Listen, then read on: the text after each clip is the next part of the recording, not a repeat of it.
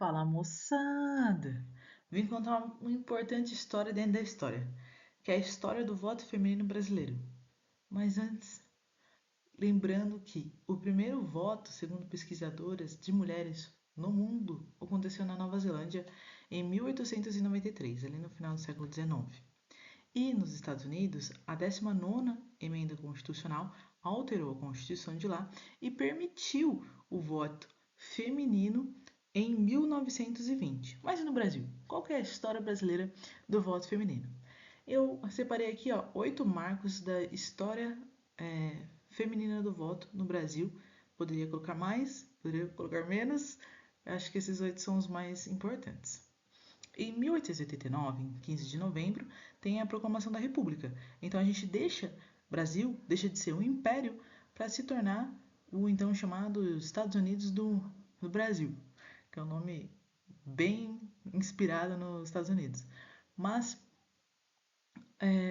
por nos tornado uma república, uma coisa pública, então passa a ter o voto. Só que esse voto era só dos homens. Esqueceram metade da população. Então, é, na época surge um folheto que começa a ser divulgado por uma feminista da época, chamado A Família, que falava que não existiria república se não houvesse o voto feminino. E uma idiosincrasia desse folheto é que chama A Família porque existia uma fake news da época que se as mulheres votassem, acabaria a família.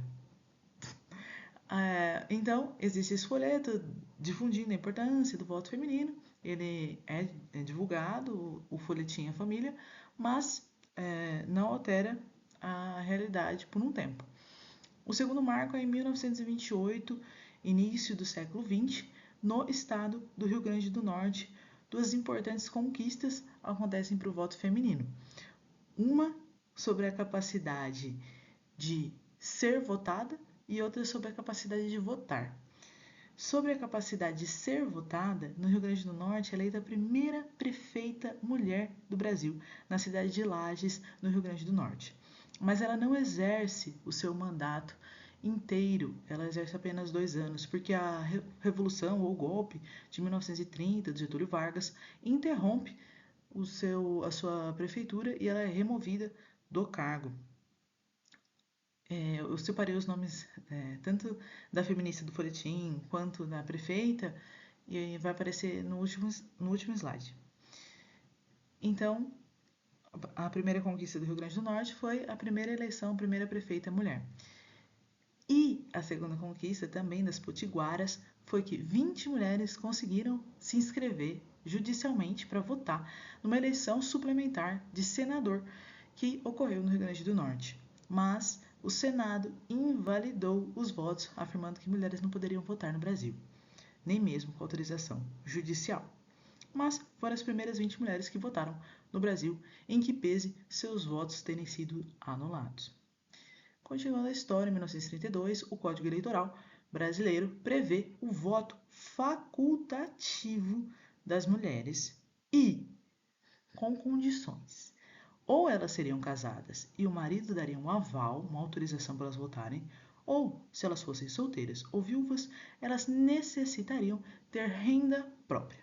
Ou seja, o voto feminino no Brasil, ele nasce censitário, porque ele nasce a depender se ela tem renda para se manter, no caso das solteiras e das viúvas.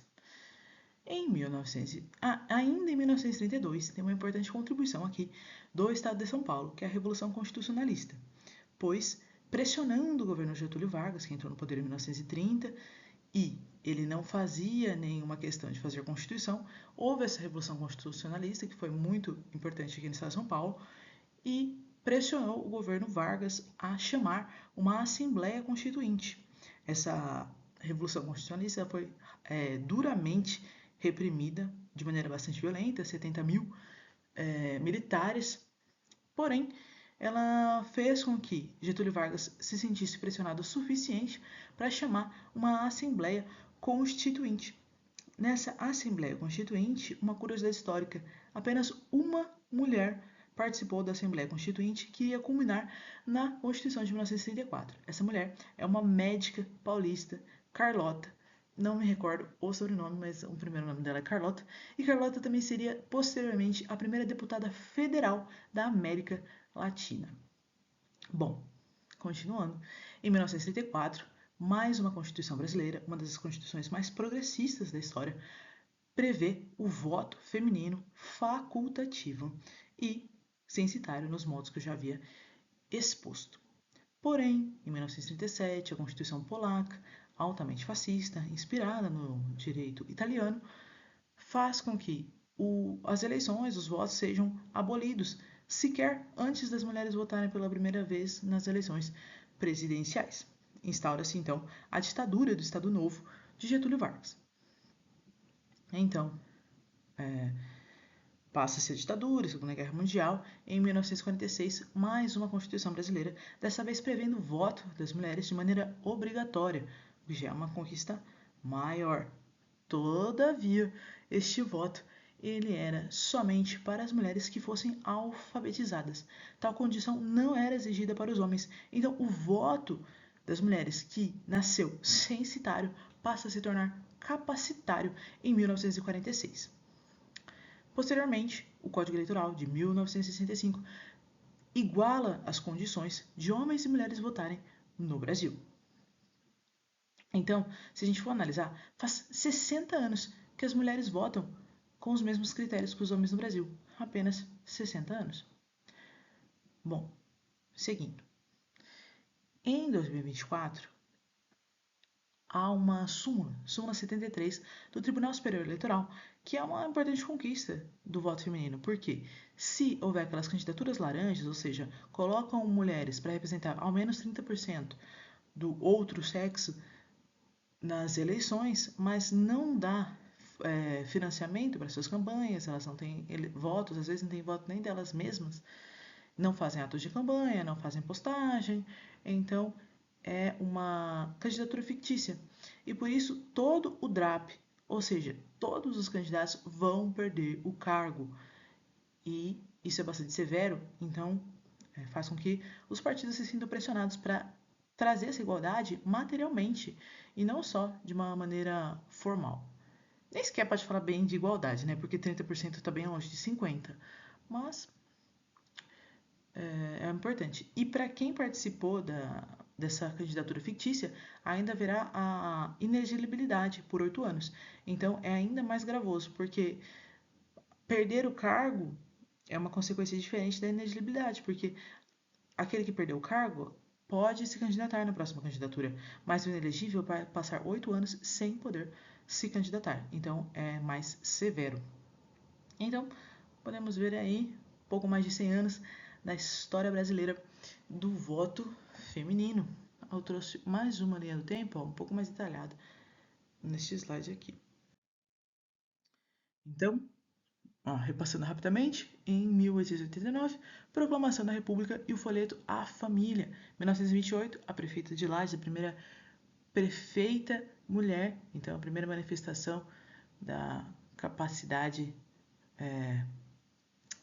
passiva das mulheres de serem eleitas e também a primeira manifestação da capacidade ativa, porque 20 mulheres potiguaras votaram ainda que seus votos tenham sido anulados. 1972, Revolução Constitucionalista do Estado de São Paulo, fonte material para o voto feminino, mas também o voto facultativo e censitário previsto no Código Eleitoral. A médica paulista, Carlota, integra a Assembleia Constituinte e, posteriormente, ela é a primeira deputada federal da América Latina.